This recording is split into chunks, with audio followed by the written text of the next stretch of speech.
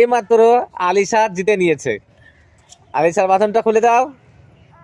আলিশা জিতে নিয়েছে, কিন্তু রাইসুকে এখন পর্যন্ত বলতে হবে, ঠিক আছে?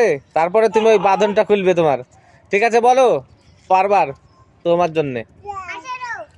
18 18 18 18 হয়নি? বলো বলো বলো বলো বলো।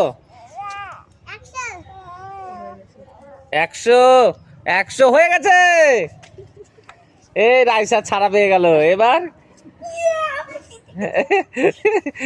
ঠিক আছে, তাহলে এবার জুবিন ওদেরকে প্রাইজটা তোমরা তুলে দাও সঙ্গে সঙ্গে।